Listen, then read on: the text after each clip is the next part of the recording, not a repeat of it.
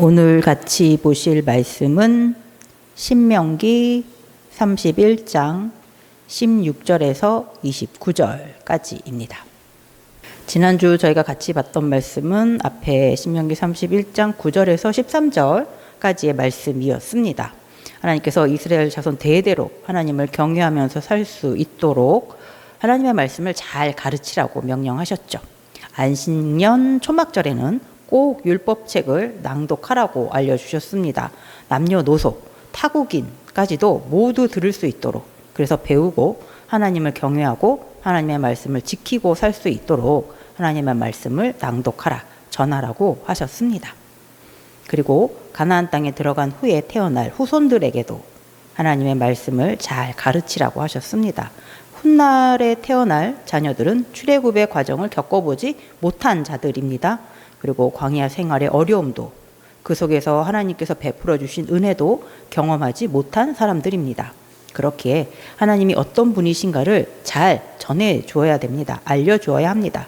그래서 하나님의 백성으로 살 수 있도록 하나님께서 주신 약속의 땅에서 젖과 꿀이 흐르는 아름다운 땅에서 오래오래 살 수 있도록 하기 위해 하나님의 말씀을 잘 가르쳐야 합니다. 믿음은 들음에서 난다고 하셨죠. 하나님의 말씀을 들어야지 하나님을 알 수 있고 하나님을 경외할 수 있습니다. 먼저 하나님의 자녀된 우리의 일도 많은 사람들에게 하나님의 말씀을 낭독해 주는 것, 들려주는 것입니다. 그들이 하나님을 믿고 경외할 수 있도록, 하나님의 자녀로 거듭날 수 있도록 하나님의 말씀을 들려주어야 합니다. 예수님이 그리스도이심을 증거해야 합니다. 담대하게 하나님의 말씀을 들려주는 성도님들 되시길 바랍니다. 오늘 말씀은 신명기 31장 16절에서 29절까지의 말씀이었습니다. 하나님께서 이스라엘 자손들이 앞으로 가나안 땅에 들어간 후에 어떻게 할 것인지, 그리고 하나님께서는 어떻게 하실 것인지, 하나님께서는 어떤 분이신지를 증거를 주십니다. 3가지 증거를 알려주십니다. 16절에서 또 여호와께서 모세에게 이르시되 너는 네 조상과 함께 누우려니 와. 하나님께서 모세, 너는 여기서 네 조상에게로 간다. 죽는다. 너는 가나안 땅에 들어가지 못한다 라고 지금 말씀해 주고 계세요. 뒷부분에 신명기 32장 50절에 보면 네 형 아론이 호르산에서 죽어 그의 조상에게로 들어간 것 같이 너도 올라가는 이 산에서, 느보산이죠, 죽어 네 조상에게로 돌아가리니. 예. 모세는 가나안 땅으로 들어가지 못합니다. 그런데 이 이스라엘 백성들은 그 땅으로 들어가게 된다라고 알려주세요. 여호수아가 이끌고 이제 들어가게 되죠. 그런데 이 백성이, 이스라엘 자손이 그 땅으로 들어가서 음란하게 행하게 된다. 그 땅의 이방 신들을 따르게 된다. 나를 버리고, 하나님을 버리고 내가 그들과 맺은 언약을 어길 것이라. 하나님과의 맺은 언약도 다 어기게 될 것이다 라고 말씀해 주세요. 신명기 26장 17절에서 이제 출애굽 2세대들도 하나님과 언약을 맺었었죠. 네가 오늘 여호와를 네 하나님으로 인정하고 또 그 도를 행하고 그의 규례와 명령과 법도를 지키며 그의 소리를 들으리라 화건하였고. 앞부분에서 이스라엘 자손 출애굽 2세대들도 하나님과 언약을 맺었습니다. 하나님만을 섬기면서 살겠습니다. 하나님의 말씀만을 듣고 따르겠습니다 라고 그렇게 하나님과 언약을 맺었습니다. 그랬던 그들이 가나안 땅에 들어간 후에는 이 하나님과 맺은 언약을 다 어기게 된다라고 지금 하나님께서 말씀해 주세요.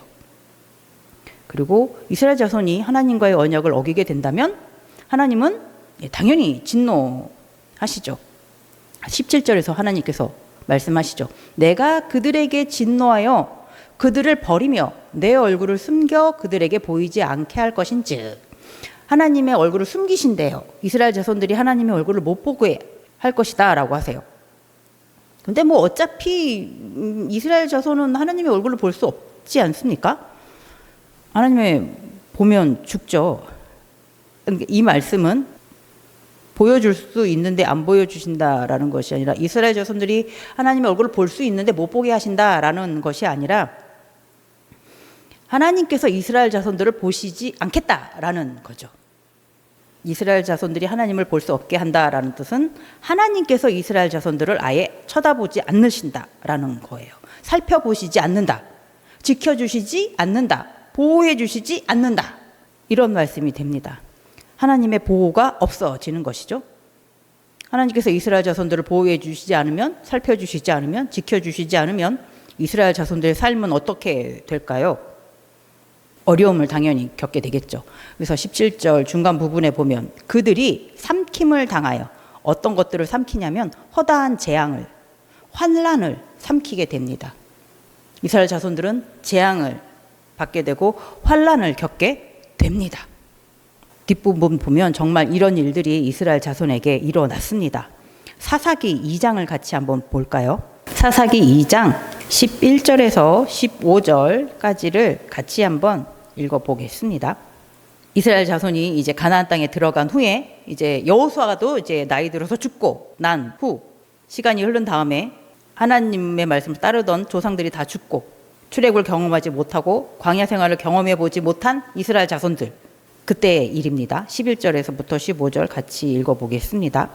이스라엘 자손이 여호와의 목전에 악을 행하여 바알들을 섬기며 애굽 땅에서 그들을 인도하여 내신 그들의 조상들의 하나님 여호와를 버리고 다른 신들 곧 그들의 주위에 있는 백성의 신들을 따라 그들에게 절하여 여호와를 진노하시게 하였으되 곧 그들이 여호와를 버리고 바알과 아스다롯을 섬겼으므로 여호와께서 이스라엘에게 진노하사 노략하는 자의 손에 넘겨주사 그들이 노략을 당하게 하시며 또 주위에 있는 모든 대적의 손에 팔아 넘기심에 그들이 다시는 대적을 당하지 못하였으며 그들이 어디로 가든지 여호와의 손이 그들에게 재앙을 내리시니 곧 여호와께서 말씀하신 것과 같고 여호와께서 그들에게 맹세하신 것과 같아서 그들의 괴로움이 심하였더라.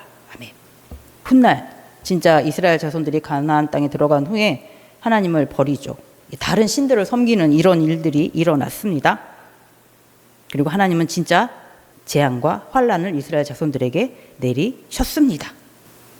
오늘 본문에서 17절 중간 부분에서 이제 이스라엘 자손들이 이렇게 재앙을 겪게 되면서 환난을 겪게 되면서 이제 뭔가 생각을 하겠죠.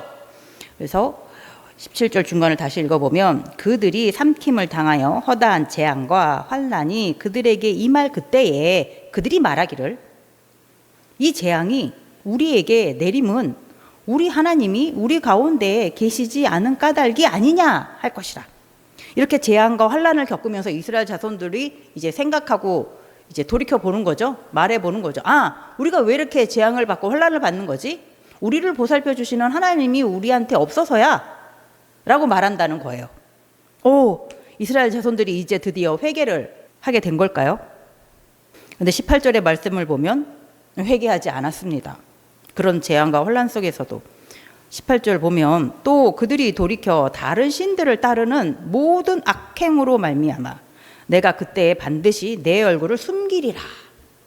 그런 재앙과 환난 속에서도 하나님이 안 계신다라는 말을 하지만 하나님을 다시 따라가지는 않아요. 하나님께로 마음을 돌이키지 않습니다. 오히려 다른 신들을 더 찾습니다. 그래서 사사기 2장 17절에도 보면 그들이 그 사사들에게도 순종하지 아니하고 오히려 다른 신들을 따라가 음행하며 그들에게 절하고 여호와의 명령을 순종하던 그들의 조상들이 행하던 길에서 속기 치우쳐 떠나서 그와 같이 행하지 아니하였더라. 하나님의 징계 속에서 재앙과 환난을 겪으면서도 깨우치지 못했습니다. 하나님께 회개하지 않았습니다. 하나님이 없으면 그럼 뭐 다른 신들을 섬기면 되지 뭐 이런 입장이 됐습니다. 하나님을 계속 버리는 이스라엘 자손들이 되었습니다. 다른 신들을 더 따르는 이스라엘 자손들이 되었습니다. 그래서 하나님께서도 말씀하시죠. 하나님의 얼굴을 숨기겠다. 이스라엘 자손들에게 하나님께서 나타나지 않으시겠다. 이스라엘 자손들을 지키지 않으시겠다. 돌보지 않으시겠다. 이렇게 하나님께서 말씀하십니다. 그런데 완전히 버리시지는 않으세요. 모세에게 19절에 이렇게 말씀을 하십니다. 오늘 본문 19절에 보면 그러므로 이제 너희는 이 노래를 써서 이스라엘 자손들에게 가르쳐 그들의 입으로 부르게 하여 이 노래로 나를 위하여 이스라엘 자손들에게 증거가 되게 하라. 하나님께서 모세에게 노래를 만들라고 하세요. 하나님이 어떤 분이신가가 담겨져 있는 노래를, 하나님에 대한 증거가 될 수 있는, 하나님께서 어떤 일을 하셨고 어떻게 하실 것인지 하나님에 대한 증거가 될 수 있는 노래를 만들어서 이스라엘 자손들한테 가르쳐 주라 라고 하십니다. 그래서 20절에서 보면 하나님께서 이렇게 계속 말씀해 주세요. 하나님께서는 이스라엘 자손들을 가나안 땅으로 인도해 주신다고 하십니다. 이스라엘 자손들은 가나안 땅에 들어갑니다. 젖과 꿀이 흐르는 아름다운 땅에서 살게 됩니다. 거기서 편안하게 배부르게 살찌면서 그렇게 잘 먹으면서 잘 지내게 된다라고 하십니다. 이건 너무 기쁘고 즐거운 일이죠. 그런데 이스라엘 자손들이 마음을 돌이키게 된대요. 마음을 바꾸는 거죠. 변심. 하나님을 바라봤던 그 마음을 돌이켜요. 바꿉니다. 변심합니다. 하나님을 배신합니다. 다른 신을 섬기게 됩니다. 하나님은 멸시하고 하나님과의 언약을 다 어기게 된다라고 말씀해 주십니다. 젖과 꿀이 흐르는 땅에서 평안하게 살게 해주셨는데 그러면 당연히 하나님께 감사하는 마음으로 항상 찬송하면서 살아야 되지 않을까요? 근데 이스라엘 자손은 하나님께 항상 감사하지 않고 그 마음을 바꿨습니다. 하나님을 배신했습니다. 하나님을 멸시했습니다. 누군가 여러분이 많이 아끼고 소중히 여기는데 그 여러분들의 마음을 몰라주고 배신하면 굉장히 기분 나쁘시겠죠? 예. 하나님도 당연히 이스라엘 자손의 배신에 기분이 나쁘십니다. 그래서 그러면 하나님께서는 미리 경고하셨던 것처럼 이스라엘 자손을 징계, 심판, 재앙과 환난을 내린다고 하십니다. 그래서 훗날에 이런 일을 진짜 겪게 되면 하나님께서 내리는 이 재앙과 환난, 징계, 심판을 받게 된다면 그때 이스라엘 자손들, 이 심판을 직접 겪고 있는, 이 징계를 직접 겪고 있는 그 이스라엘 자손들이 잊지 않도록 하기 위해서 그들이 기억할 수 있도록 노래로 만들라라고 하십니다. 노래가 증거가 될 수 있도록. 21절에 보면 그들이 수많은 재앙과 환난을 당할 때에 그들의 자손이 부르기를 잊지 아니한 이 노래가 그들 앞에 증인처럼 되리라. 노래로서 잊혀지지 않도록 계속 생각날 수 있도록 나는 내가 맹세한 땅으로 그들을 인도하여 드리기 전 오늘 나는 그들이 생각하는 바를 아노라. 지금 이 말씀을 하시는 상황에서 이스라엘 자손들은 아직 가나안 땅에 들어가지는 않았죠. 모압 평지에 있죠. 그러면서도 하나님은 이미 다 알고 계십니다. 앞으로 이스라엘 자손들이 가나안 땅에 들어가면 이렇게 할 것인 것을 이미 다 알고 있다라고 지금 말씀해 주십니다. 하나님은 모든 것들을 다 이미 알고 계시는 분이시죠.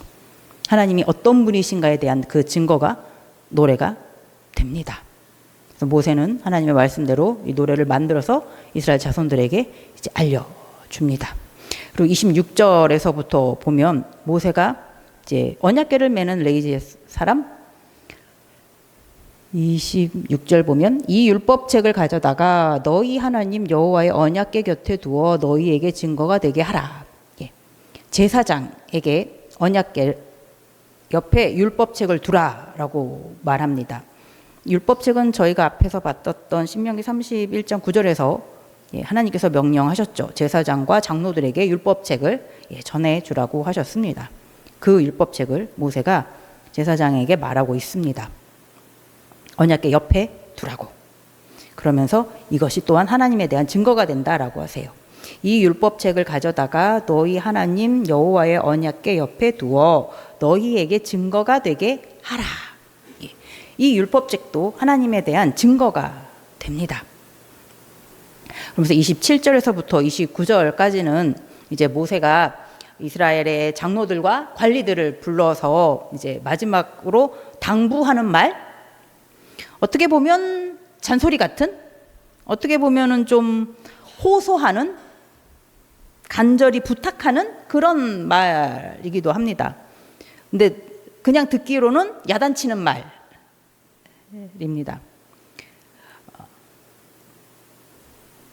27절에서부터 보면 내가 너희의 반역함과 목이 곧은 것을 아나니 오늘 내가 살아서 너희와 함께 있어도 너희가 여호와를 거역하거든 하물며 내가 죽은 후의 일이랴. 모세가 이스라엘 사람들과 출애굽에서부터 광야 생활 40년, 이 모압 평지까지 오면서 정말 우여곡절을 많이 겪었습니다. 이스라엘 자손들이 하나님 앞에 얼마나 반역하는지, 하나님을 얼마나 원망하면서 살아왔었는지를 모세가 너무나 잘 알고 있죠. 하나님께서도 목이 곧은 백성이다 라고까지 말씀을 해 주셨습니다.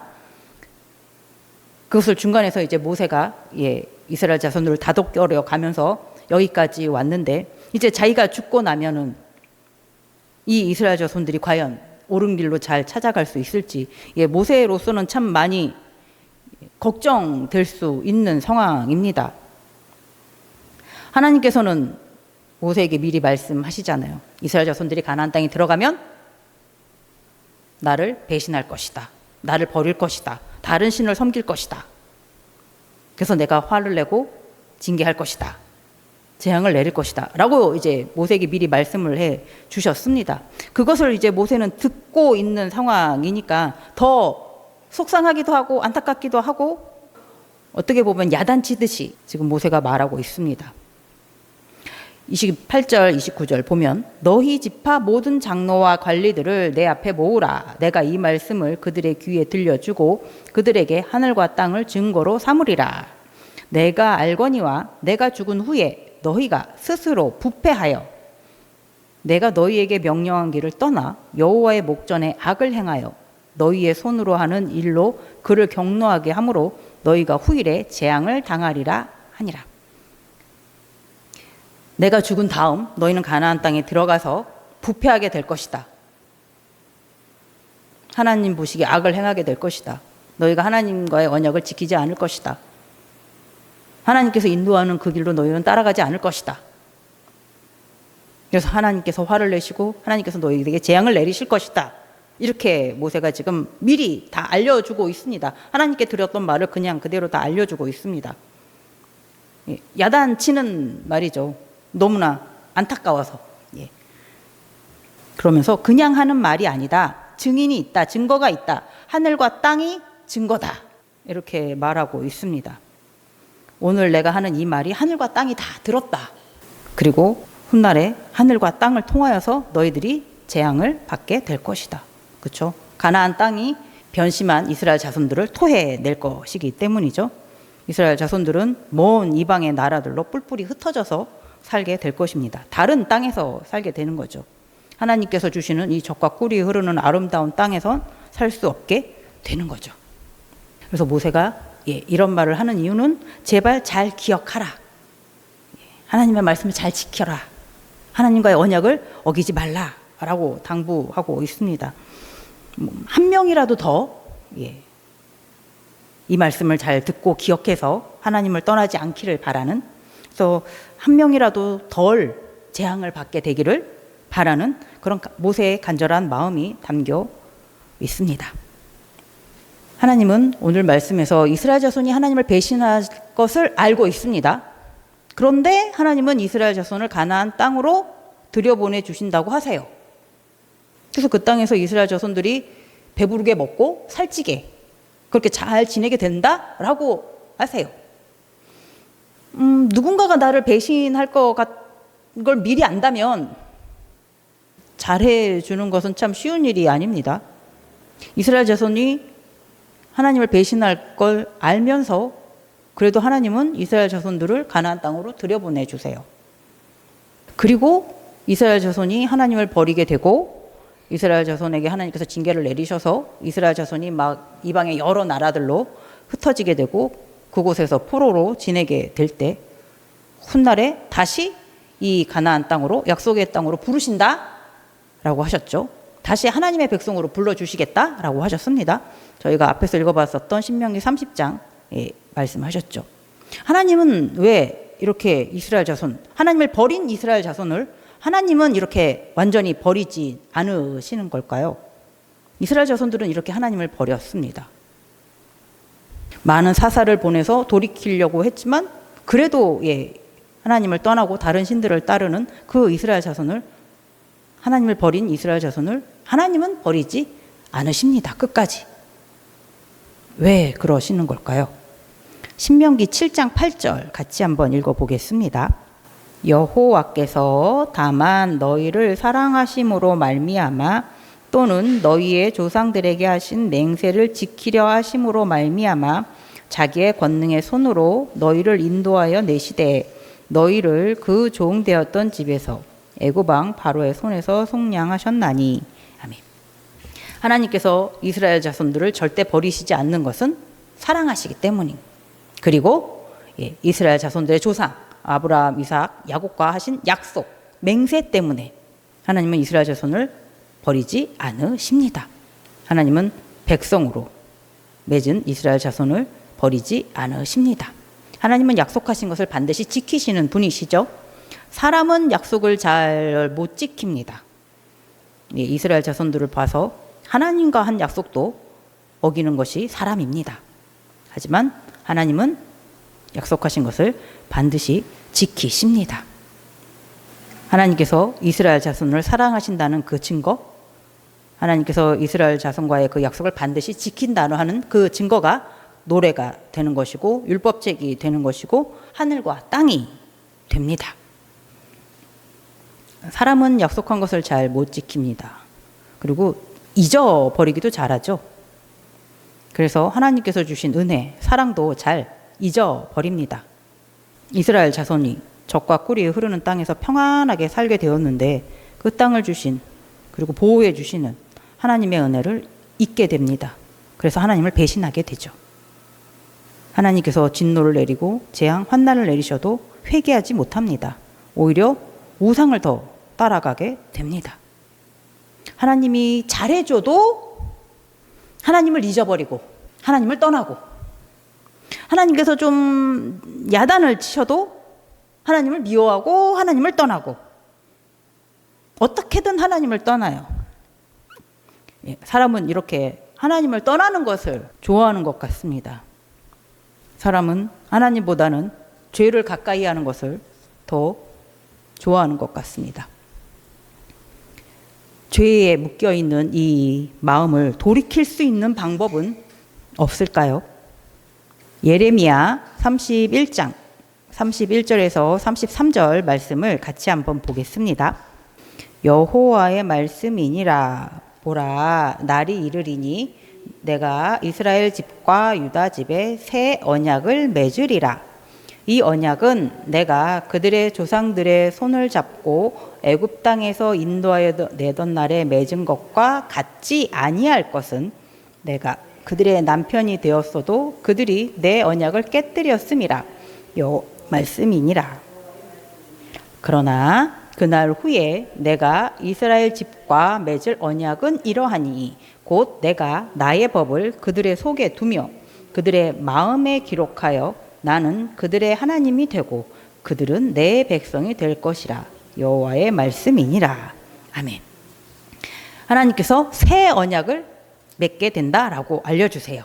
이 언약은 옛날 언약처럼 깨지지 않는, 옛날 언약은 깨졌지만 이 언약은 깨지지 않습니다. 이 언약은 어디에 새겨지는 언약이냐면 마음에 새겨지는 언약이기 때문에, 그래서 절대 깨지지 않는다. 그래서 하나님만을 섬기며 하나님의 백성으로, 하나님의 자녀로 살게 될 것이다 라고 말씀해 주세요. 그런 새 언약을 맺게 된다라고 알려주십니다. 그리고 신명기 30장 6절에서 네 하나님 여호와께서 네 마음과 네 자손의 마음에 할례를 베푸사 너로 마음을 다하며 뜻을 다하여 네 하나님 여호와를 사랑하게 하사 너로 생명을 얻게 하실 것이며, 하나님께서 마음의 할례를 베풀어 주실 것이다 라고 하세요. 그래서 하나님만을 사랑하면서 살아갈 수 있게 될 것이다 라고 말씀해 주십니다. 하나님께서 다시 맺으시는 새 언약, 마음에 새기는 언약. 옛날의 할례는 육신의 할례였지만 하나님은 마음의 할례를 이제 하신다고 하십니다. 새 언약, 마음의 할례를 하면 하나님만을 사랑하는 하나님의 백성으로 살아갈 수 있게 됩니다. 죄에서 벗어날 수 있게 됩니다. 히브리서 7장 22절에 보면 이와 같이 예수는 더 좋은 언약의 보증이 되셨느니라. 예수님께서 더 좋은 언약, 새 언약입니다. 깨지지 않는 새 언약. 육신의 할례보다 더 좋은 마음의 할례를 할 수 있게 하는 보증. 예수 그리스도이십니다. 예수 그리스도만으로 우리는 하나님과 새 언약을 맺을 수 있습니다. 예수 그리스도만으로만 우리는 마음의 할례를 할 수 있습니다. 예수 그리스도의 피로만 우리는 모든 죄에서 깨끗해질 수 있습니다. 예수 그리스도 안에서만 우리는 온전히 하나님을 사랑하고 하나님께 순종할 수 있게 됩니다. 하나님께서 우리에게 새 언약을 주시는 것은 우리를 사랑하시기 때문이죠. 그래서 예수님은 하나님께서 우리를 사랑하신다라는 증거가 됩니다. 로마서 5장 8절에 우리가 아직 죄인 되었을 때에 그리스도께서 우리를 위하여 죽으심으로 하나님께서 우리에 대한 자기의 사랑을 확증하셨느니라. 예수님은 하나님께서 우리를 사랑한다라는 증거입니다. 그리고 예수님은 율법의 완성이시죠. 그리고 우리가 영원히 찬양해야지 될 노래입니다. 그리고 우리가 살아야 할 곳, 우리의 마음이 머물러야지 될 곳, 우리의 집이 되어야 할 곳, 우리의 하늘과 땅입니다. 그렇게 성도는 항상 예수 그리스도 안에 거하여야 합니다. 항상 예수 그리스도 안에 거하셔서 하나님의 사랑과 은혜를 즐겁게 누리는 여러분들 되시기 바랍니다. 기도하겠습니다.